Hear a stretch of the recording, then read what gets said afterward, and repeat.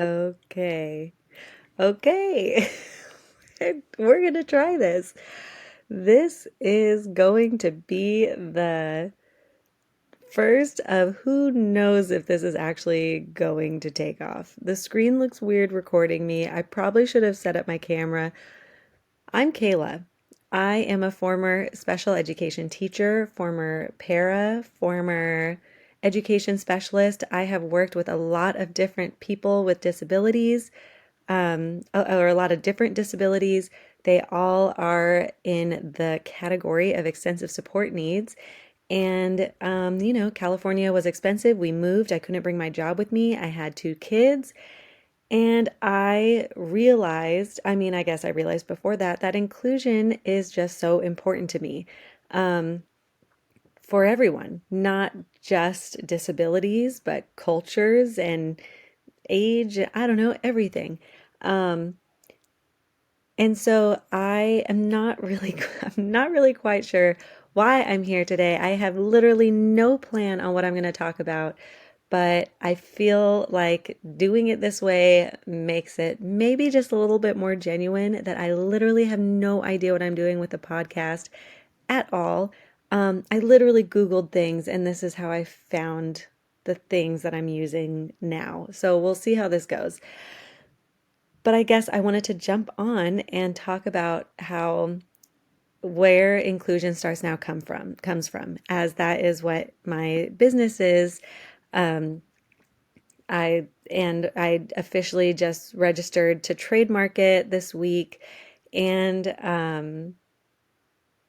something else that I can't seem to. Oh, I just had I just had my 1000th post.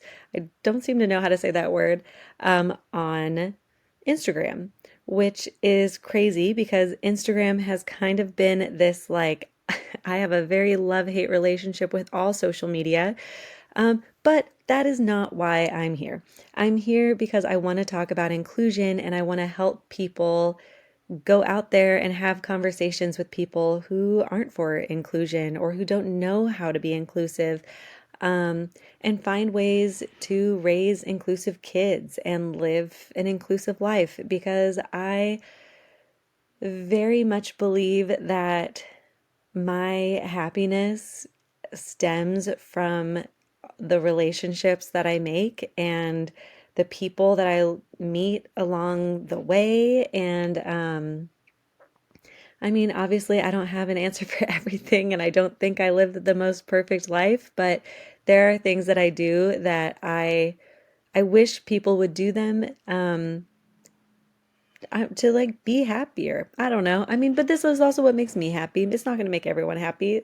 Then there we are. So if you're looking for a podcast with super strong opinions, this isn't it. I love to say that I am the just the biggest Libra, that I am the scale and I can hear both sides and just be like, yeah. However, strong opinion, inclusion, for inclusion. Uh, so yes, so I just thought these tabs have been up on my computer for weeks.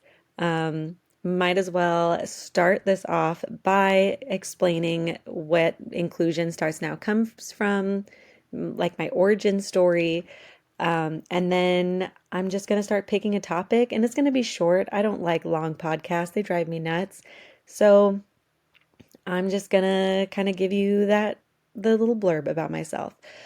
So, even as a child, I was very into teaching. So when I got to college and I didn't know what major to choose, my mom was the one that was like, well, yeah, liberal studies, you want to be a teacher. No idea. I just was like, yeah, sure, cool. And then throughout my undergrad experience, I volunteered with a group called KEEN, which stands for Kids Enjoy Exercise Now. And I started working with kids, with autism. And I, or autistic kids. The language was different when I was working with this population, over a decade ago. Um, But a lot of them used sign language to talk and or to communicate, and I was like, great, I know sign language because I happened to learn it in high school. And then like things just kind of fell together. And then there was a student who is deaf blind who needed a signing aid, or a signing para. And so I got that job and I absolutely loved it. And then it just kind of continued on the journey of, grad school. Uh, and my grad program was very focused on inclusion. And I thought that was like something that was commonly practiced everywhere. And it's not. Um, and so I was shocked when I first started teaching and my students were just like not included in everybody's thought of, assemblies and parties and celebrations and just like the community. So during my years of teaching, I worked at a few different schools.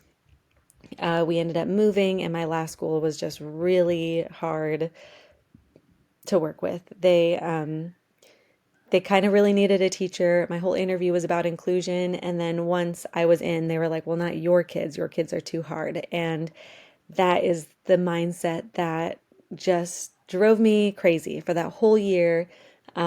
Really was hard to feel positive and even notice all the positive things that did happen with me and my students at that school site because there was so much pushback and so much arguing between me and the district that it just ended up not being a very good fit. So then I worked with deaf-blind state projects, which I absolutely loved doing that. But then because I moved out of state, I was like, maybe I should, inclusion starts now. Maybe I should just, make this a small business kind of thing. And I officially did last year. And so now I don't know. I'm just trying to figure out what I'm going to do. What led to this podcast, which I don't even want to call it a podcast, but I mean, I guess that's what it um, is that I try to create content like every day on social media, to basically fall into this algorithm nightmare. But someone convinced me that podcasts give a lot of more content. You got videos, you got audio, you got all this fun stuff. Um, but I didn't think that my first one, I was just going to record while sitting in bed. I had my hernias fixed last week and I have to rest so much. And then I was like, oh, perfect. I should start a podcast while I'm like resting in bed. So um, there's that. And then there was something else I was talking about as a kid. Um, yeah, I'm not quite sure. Anyways, well, so that's my origin story of why I am here today. I do think it's interesting because usually when I meet people like at conferences or whatever, when people work in the disability realm, it's, oh, caught my thumbs up. Uh, they they usually have like a family member with a disability. Um, and that's usually how change starts, that people start noticing they're like, well, this is my child or my uncle or my sister or whatever. And, why aren't they being included? That's not really fair. Like, we can make accommodations at home. Why can't our community make, basic accommodations? And for some reason, that wasn't, I don't think I ever really connected that until much later in my career because now, as a specialist in this field, I can definitely see how I connected to some people that were probably just never diagnosed or, gosh, I don't know. I don't really like this whole thing where I'm going with this. I don't even know if I'm going to figure out how to edit this or if everyone's just going to get an unedited splurge of me talking. Splurge? Purge? I don't know. Okay, let's get back on track. So, what I do want to share is I want to share my first experience with a person with a disability because I think that shaped a lot of who I am today. Of oh, and now you can see my little microphone. That shaped. It's just that shaped a lot. So in elementary school, the students with disabilities were put into, their segregated classroom. Sometimes they came out at lunch. They had their own recess. As a person without a disability, I did not see them, other than sometimes during lunch. And it was, oh, gosh, I keep thumbs upping the screen. So sometimes during lunch. And, uh, and there was this one girl, I forgot her name now, but her parents knew my friend's parents. And so my friend was having a birthday, and her parents invited this girl with Down syndrome, and or diagnosed with Down syndrome. And they invited her to the birthday party.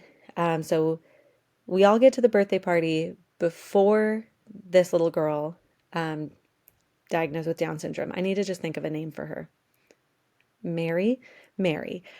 So Mary shows up. Oh my gosh. So we all show up before Mary, like when we were supposed to. And the mom sits us down before Mary shows up and is like, okay, everyone. So the birthday girl is friends with this girl named Mary, but Mary's kind of different than us. And I think she might have said she's diagnosed with Down syndrome. And she's like, she does communicate differently, and it might be different for you. And if you get scared or nervous, just let me know, and like I'll hang out with her. Like, you guys don't need to worry about it. And this was like not over 30 years ago. This was like 25 to 30 years ago. Somewhere, no, 20, probably 25 years ago. And looking back at that, like, that mom was taking such an inclusive step that I felt like was not happening at that time. So it was like this woman was very much ahead of her time to think, as a mother of children without disabilities, that she reached out to this family and said, bring your child. She is included. She is a friend of my daughter's. She is included in this. And before I even go back and say how I would have changed it today, we're going to continue through the story. So she comes, and, of course, we're all kind of nervous because we don't know how to talk to her. No one really told us how to talk to her.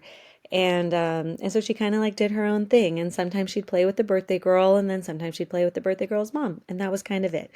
And then we went swimming, and she wore like a float. What do you call those? Like the arm things and the like puddle jumpers. I don't know. The thing where it's like a life vest on a kid, but it's not like those big boat life vests. So like you can like kind of swim a little bit easier. So we all went to a pool, and she came up to me and was like trying. I think. Well, she was to as a I don't know, second, third grader, whatever age I was. It was scary. She came over and was trying to hold on to me, and I was like swimming in the deep end where I couldn't reach. And so I freaked out, and I like pushed her and just swam away, and I remember breathing all hard and being pretty scared. And I told the mom, and the mom was like, oh, I think she was just trying to give you a hug. And I just was like, okay. And then that was it. And then eventually she went home. And I remember feeling like a sense of relief that after she left, I was like, okay, she's not just going to come up to me anymore. But looking back at that, I was scared. The whole time I felt this fear, because I had no idea how to communicate to her. This was the first person I ever met who was diagnosed with Down syndrome. And yeah, so then, just throughout life with all of my schooling, it was a pretty segregated system. There was never children with disabilities in my classroom. And you would see them at lunch, and it was kind of just like, that's nice. Like, they get to have lunch with us. Like, it was a very segregated schooling, education. And later, after learning, how to be a teacher, I looked back at that moment of my first experience, just thinking like, man, I wish that the mom never put fear into my head. I wish she didn't say, you know, and if you're scared, let me know. Because in my little kid head, I thought, okay, I might get scared. I need to let her know. Um, and instead, saying something like, okay, you know, what was the name I gave her? Mary? So Mary's coming, and she communicates a little bit differently. So, these are some things that you can say. Maybe you can wave or something. And, she is a little bit more physical because that's how she communicates. But if it's too much, like, just say, I don't know the mom's name either. Say blah, blah. Like, can you help me with this conversation? Saying stuff that makes it positive, that focuses on the language of like what I'm saying to myself in my head as a kid, and then what to say to the adult or what to say to the other student to get the help, the support that's going to be more positive. I need to now turn off my alarm because I have an alarm. Okay. So that was first. And then second, when she came in, it would have been so nice to see like how the birthday girl communicated to her. Like we kind of just all it was like integration. It was like Mary was there to be a part of it, but she wasn't actually being with all of her peers. She was kind of like off to the side being babysat. It's kind of like putting a child in a classroom isn't inclusion. It's just putting them in the classroom to say like, well, they're there. Breathing the same air is not practicing inclusion. So the pool situation. That's another one that I wish, instead of kind of disregarding that I was then scared because I was, a young kid swimming in the deep end, someone's holding on to me, that I don't know very well. Like it was a scary situation, but I remember just thinking like it felt very dismissive that I was like, oh, well, she was coming in for a hug. And I was like, I don't know. I didn't want a hug. Like there wasn't a lot of consent conversation. But that whole moment not only had me appreciate the challenges that come with inclusive practices and like learning, what is the best practice to genuinely form relationships? How do we do that? Because that is a tricky area and it looks different for everybody literally every second of the day. And how do we work on communication and behaviors and then mindsets? Like there's so much work to be done with us as a community. So looking back at this, and I would, for all the people listening, I would love for you to kind of look back and think of like the first person that you met who had a disability and how was it inclusive? How could it have been done better? How could it have been not a person with a disability being placed with you? Um, that doesn't make sense. My questions are going off the rails. I guess just reflecting on your first experience, because I am assuming that most people don't have an inclusive experience from birth. Even if you have a sibling or a parent or you have a disability, there is a lot of ableism embedded in the medical system, the education system, everywhere. So there has to be some experience where like either you first noticed the differences, you first noticed how different people get treated, and I think that's really important to reflect on and just kind of see how you would have done it differently, how that might have shaped your own mindsets, because obviously we all have our own biased mindsets. That's life, and like where to go from here. So that's pretty much all I have to say. Um, I don't know. I just feel like I'm going to ramble now. I think the next conversation I really want to have is about religion, in and comparing it to inclusion, which I don't feel like that really made sense. I do want to say that I do not identify as a religious person, but I have studied a lot of religion. My family used to go to church. I actually went to church last week as like a secret shopper to help out a neighbor to like let them know what as an outsider what I thought of their church. Uh, but I'm also very into language and cults and community and forming relationships with people because it's important. I mean, all of the happy trainings of like how to trainings, studies, all the happy studies that teach us that have like evaluated what makes people happy. One of the things is always communication or communication. Is your community. It's who you're friends with and who like in your different levels of friendships and I know a lot of people talk about anxiety and feeling introverted and I think there's ways to still be introverted and quiet and anxious and still have a community that you are happily a part of. And I don't know if that's where our journey is going to go together. I feel like journey is a funny word that I keep saying. Well, that's it. I thought I'd hit 30 minutes. I'm not because I just feel like I'm rambling now. I don't know how this works if people ask me questions, but Inclusion Starts Now is what everything is called except for this podcast, which is called like Kayla Talks Inclusion or something. So we'll see where this goes. We'll see if I save this. We'll see. I don't know. You might be a part of something beautiful here. So you already are. Thanks for being here. Inclusion starts now. Wait, nope. Inclusion starts with you, and I just want to help. This is Kayla, and we'll talk soon. Bye.